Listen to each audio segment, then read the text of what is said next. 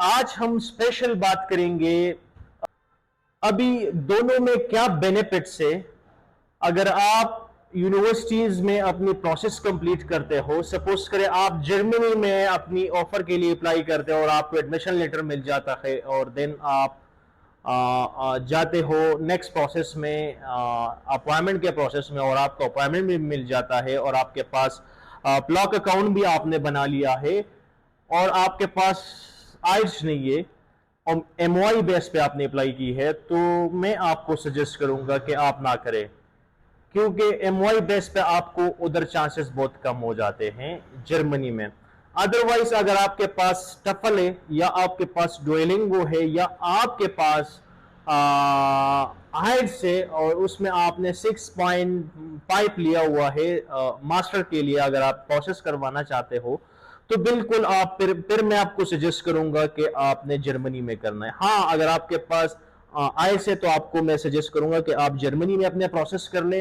Otherwise अगर आपने MOI base पे करनी है तो एमओआई बेस पे आप यहां ट्राई ना करें जर्मनी में, आप फिर यूके में ट्राई कर ले, क्योंकि यूके में आप जितनी भी एजुकेशन है वो पेड है और उसमें आप डिपॉजिट करते हो और तकरीबन ईयरली मैं आपको बताऊंगा कि 10,000 से लेके 18,000 तक उधर फी डिपॉजिट होती है। अगर आप एमओआई बेस करना चाहते हो तो आप फिर यूके में करें। अदरवाइज अगर आपके पास डुओलिंगो है या टफल है या आपके पास आइल्स है तो आप फिर यहां करें, जर्मनी में करें, क्योंकि जर्मनी बहुत अच्छी कंट्री है और तकरीबन अर्निंग के लिहाज से जर्मनी में बहुत अच्छी कंट्री है और प्री एजुकेशन प्रोवाइड करती है यूनिवर्सिटी, पब्लिक यूनिवर्सिटीज जर्मनी की।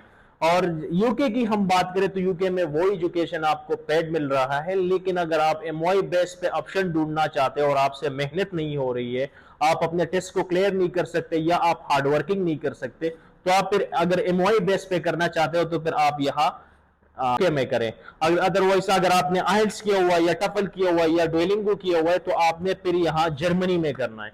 तो ये मैं आपको एक ऑप्शन दे रहा हूं कि अगर आपने आइल्स किया हुआ या आप आइल्स कर सकते हो और आपका डेस्टिनेशन है कि मैं जर्मनी चले जाऊं, तो आपने फिर जर्मनी ही सेलेक्ट करनी है।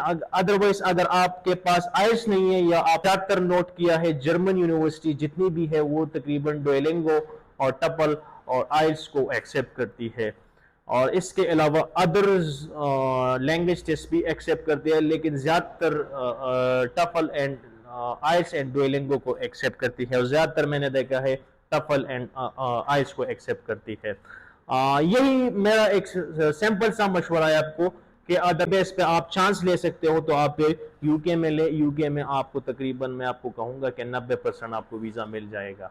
इसके अलावा अदरवाइज अगर आपके पास आइल्स है और आपके पास उसमें एक अच्छा स्कोर है 6.5, तो आप फिर जर्मनी में अपनी एप्लीकेशन प्रोसेस करें।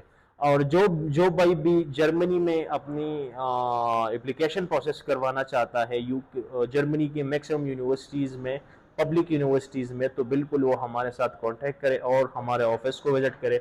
इसके अलावा अगर आप यूके की मैक्सिमम यूनिवर्सिटीज़ में अपनी एप्लीकेशन प्रोसेस करवाना चाहते हो तो बिल्कुल हमारे साथ कांटेक्ट करें। हम यूके यूनिवर्सिटीज की एग्जेक्टिव है, लेकिन हम आपको एक ऑप्शन दे रहे हैं जो आपकी फ्यूचर के लिए बहुत बेनिफिट होगा।